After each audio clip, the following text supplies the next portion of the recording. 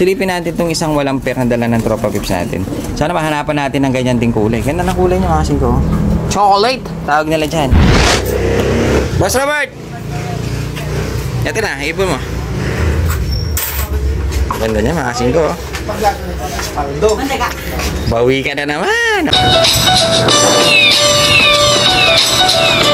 Yan! Good morning mga kasing ko. Kahit na walang sikat ng araw maganda pa rin ang umaga. Dahil meron tayong isang tropa na si MG Lope pumasyal sa atin. May dalang ibon kahit na ayaw kong kukuha. Dinala niya dito yung ibon niya. Pinadisplay na lang. Mga kasing ko magaganda. Mamaya sisilipin natin. Pero bago yan gusto ko muna pakita sa inyo yung kasi meron siyang gift bird na nakalimutan sa akin nung nagpunta siya dito. Ngayon dala-dala na niya. Kasi wala pa nga tayong hilamos dala-dala na niya yung ibon. Siyempre pag binigay sa atin kaya naman tumanggi. Siyempre pag ganyan kinuha ko na kagad. So ayan, bali ito nga pala yung ibon na dinala niya kasi lagi kong binabanggit sa kanya tong ibon na to na ang ganda-ganda. Kasi nung nakikita ko doon sa mga post niya, mga asin ko, gandang-ganda ako dito sa ibon na to. Kaso nakakainis dahil sa sobrang ilap. Parang ayaw niyang pahawak. Ibon. Pero kada post na kasi, mga asin ko, gandang-ganda ako doon sa mga ganitong ibon niya. Kaya nanghingi tayo, kasi hindi naman tayo nanghingi, nagparinig lang tayo pero sabi niya, ibigay niya tayo.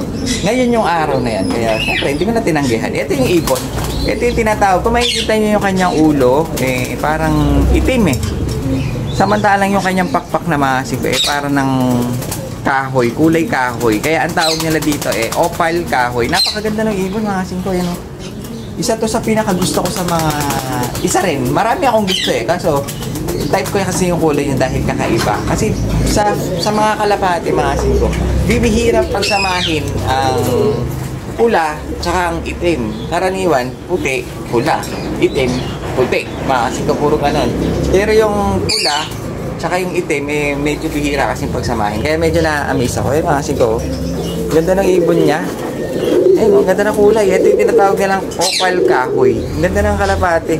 Kaya meron na tayong isa. Ang problema natin wala tayong mamamaris dito. Nag-iisa lang kasi siya. Lalaki siya.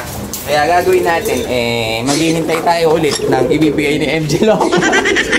Hindi, huwag na naman. Masyado kasing nakapal ng mukha mo, Siko TV. Hindi, bibili tayo siguro ng isa. Pamamaris natin dyan. Kasi kailangan daw, sabi ni MG, kailangan daw kasi opal kahoy din para makapagpalabas din tayo ng ganyang kulay. Kasi pag hindi ganito ang kulay niya, medyo mahuhugasan ng kulay, medyo magmimix, hindi rin siya ganyan lalabas. Dahil nga maganda yung kanyang kulay, kailangan maganda rin yung kanyang kapares. Opal kahoy. Ganda ng kulay. Naglihi sa kahoy, opal kahoy. Check lang natin yung ating ice pigeon dahil may nakita ako sa comment na paano na daw yung ating ice pigeon na ito na siya. Medyo tingin ko mukha siyang lalaki dahil medyo bumabara-bara ako na siya. Kasing ko yan medyo nagpapalit na yung kanyang balahibo, medyo mas nagsisilver na siya, mas lumilinis, mas naglalight yung kanyang kulay. Ayun na yung ating paanak dun sa ating alasya map, mga kasing ko, Kaso, ang gusto ko, yung kanyang bar, matanggal yan. Kailangan, itim na itim pa rin yung bar niya sana para mas maganda siyang tignan. Ito na yung ating ice pigeon na paanak. Malaki siya. Kasi hindi na siya yung maliit tulad nung kanyang nanay. Ayun ang ganda na ng size niya. Yan yung ating ice pigeon. Napakaganda na niya, mga kasing ko. Kaso, ang hinihintay ko talaga dito, ito yung mga paanak natin dun sa Jan Arte. Nalalaki na rin kalapati na sila. Kasi hindi na sila mukhang young bird. Kaso, nihintay ko siya magkaroon ng eye sign. Dahil nga bata pa, hindi masyado malinaw yung mata niya. Ito yung hihintayin natin kung magkakaroon siya ng eye sign. Dahil dito sa young bird na to, wala pa. Dalawa ito, magkapatid. Ito yung isa, ito yung isang anak ng Jan Arden natin. Ito yung checker. Hihintayin din natin. Baka mamaya magkaroon siya ng eye sign. Titingnan natin kung magkakaroon. So, yan yung mga young bird natin na paanak ngayon, mga singgo, yung mga pangkip natin. Ayan. Ayun na yung ice pigeon maganda na siya, malaki na. Medyo naglulugod na rin Ganda na kulay, para silver. So, silipin na rin natin yung dala ng tropa natin na isa. Ayun parehas sa club. Isang pula, tsaka isang gun bar. Mga singgo, ang ganda rin babae yan, gun bar. Silipin nga natin. Lalaki naman tong pula. Singko, maganda rin yung pula niya eh. Ito yung kak. Yan, bali, ito yung kak. Singko, ganda rin niya oh. Pula siya na parang solid eh. Kaso dito eh, hindi.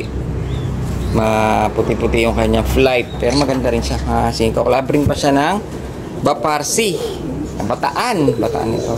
Ganda. Tapos, ito yung kanyang kaper, itong hen na to. Yung hen eh, maganda rin. Kasi maganda rin ng kulay. Ayun o.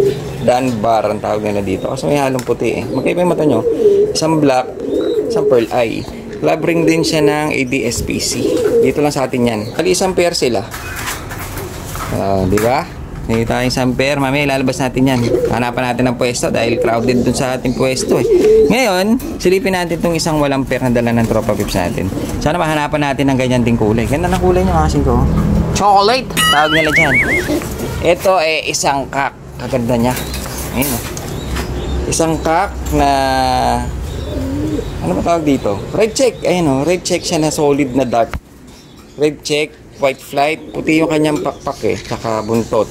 Pero club din siya ng MPRPC. Ayun o, ganda rin eh. Makasin ko, lalaki ito, kaso wala siyang pair. Hindi natin alam kung saan natin siya ipapares.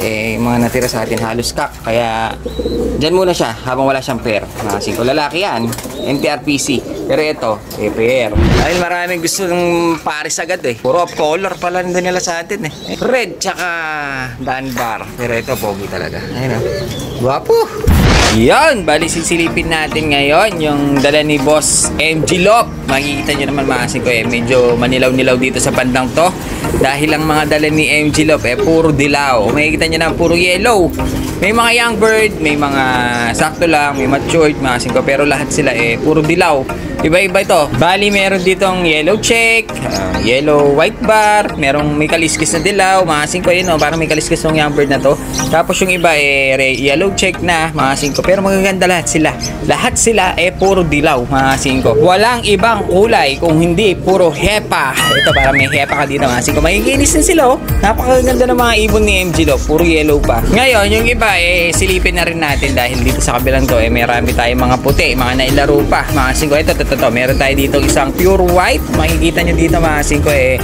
Ito, alaga to ng Indiano na kaibigan natin. Ayan o, kung makikita nyo, parang naka-sticker pa siya dahil nailaro to. Sabi nga ng Bombay sa akin eh, ito, benta na dahil bagal siya. Uwi siya bigan pero bagal siya. Kaya, benta na. Yan, puti na yan. Nailaro niyang bigan pero nawala. Ngayon, dito naman eh, marami tayong mga pula. Ito, meron tayong isang pair na itim. Mga 5, napakaganda niyan. Club ring pa. Isang pair yan, bali paris na. Hindi siya pair nung nilagay natin eh.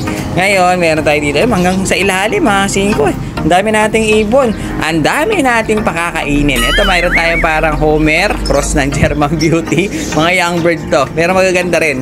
Cross siya na racing. Hanggang dito, mga 5 eh, punong-puno tayo ng kalapate hanggang taas na yan. Lalo na dito sa kabila. Ayan o, tingnan nyo naman. Ang dami natin patutukain dahil ito, eh, medyo nakakakuha tayo ng medyo marami-raming ibon. Kaya, nailagay na natin dito. Meron pa pala tayo dito recessive. Ito, mas mataas ng konti dahil recessive yellow. Recessive red, meron din tayo. Triplets, mga 5, tingnan nyo. Napakaganda ng mga ibon natin ngayon. Dahil nga naipon yung mga magaganda. Nilabas natin, eh, ay, may tipler pa pala tayo. Mga 5, yun, oh. Kasi mas maliit yung isa. Pero hindi siya Pakistani, mga 5. Parang English tipler lang. Ito yung ating mga ibon dito. Mga 5, napakarami. Kahit yung dito, yung mga ating mumurahin, eh, marami-rami pa rin. Oh, kung makikita nyo na, talagang marami-rami pa rin. Kaya medyo malakas sa patuka. Ayan o. Ito, meron tayo dito isang pair, red bar, tsaka parang grizzle na ito. Club ring yan, mga 5. Kung may malabo kasi, ayan o. Makikita nyo maganda, makinis. Club ring silang parehas. Napakarami nila. Hindi lang yan, mga 5. Dahil meron pa tayo dito sa ilalim na nagsisiksikan. Ayun o, makikita nyo, siksikan sila dyan. So, yun, bali, ito yung mga dala ni MG Lop. Pinakita lang natin yung mga purong yellow. Kung makikita nyo, ang gaganda. Kahit ako, favorite ko yan dati. Pero ngayon, dahil meron na tayo, hindi ko na siya favorite. Gusto ko na lang yung kulay niya. Ayun o, epa. Maganda rin. Puro dilaw. Ay, meron tayong isang ibon dito, mga 5. Eh, dalawa pala sila. Isang pares lang pala ito. Isang pares. Meron tayong isang pares na club ring. Makikita nyo, napakaganda nila, mga 5. Ayun o.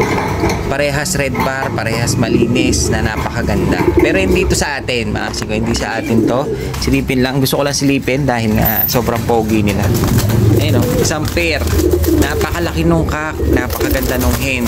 Bali, club ring silang parehas red bar.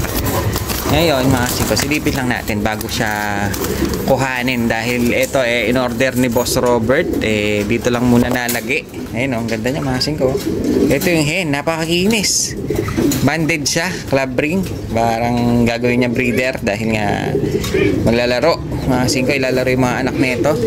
Ngayon, ito yung training box ni Boss Robert dahil nga order niya to. Kukunin na niya, mga kasingko. Binidyohan lang natin. Ayan o, ganda nitong ibon. Lagay na natin at uuwi na ni Boss Robert. Ito yung kak, mga kasingko, poging-pogi o. May kita nyo yung lalaki, talagang kahit ako type na type ko tong kak. Pogi na itsura, maganda pa bloodline, tsaka club ring na ilaro, mga kasingko. Hawakan nga natin, malikot si Pogi eh. Ayan, ganitong-ganito yung mga gustong-gusto ko. Ganda ng pagkaka red bar niya, malinis, parang silver na. Ang laki pa. Ang hirap hawakan, mga kasingko, tignan nyo. Parang silver na siya. Medyo may edad na konti pero sakto-sakto pang breeding.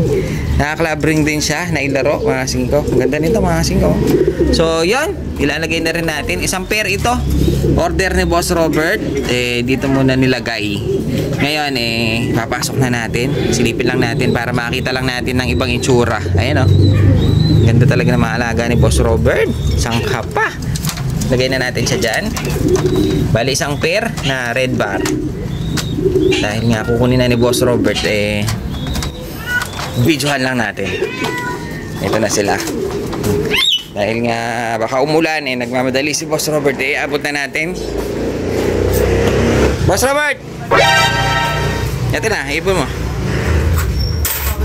Ganda niya, mga kasingko. Bawi ka na naman. Ay, mamili ka ulit ha. Ayaw ata kunin mo na. Isa pang beses ha. Hanggang bukas na lang. Pag di pa kinuha, pili ka ha. Wala mo na sa akin, magdi kinuha. Ay, sorry ka na.